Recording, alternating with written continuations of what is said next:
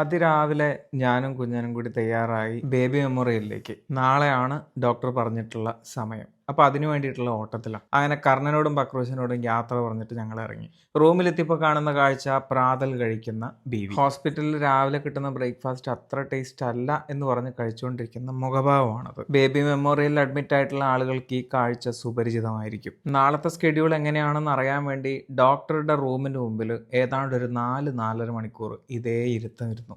Finally confirm ആയി, നാളെ ഞങ്ങൾ 3 പേർ 4 പേരാവും എന്ന്. Wait and see. അങ്ങനെ ബീവിയോടും കുഞ്ഞിനോടും യാത്ര പറഞ്ഞ് ഞാൻ നേരെ സ്റ്റുഡിയോയിലേക്ക്.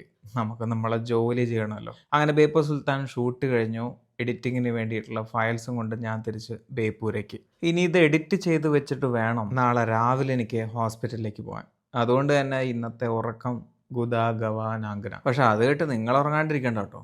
എല്ലാവർക്കും നല്ലൊരു ശുഭരാത്രി നേരുന്നു. നാളത്തെ നല്ലൊരു ദിവസത്തിൽ കാണാം.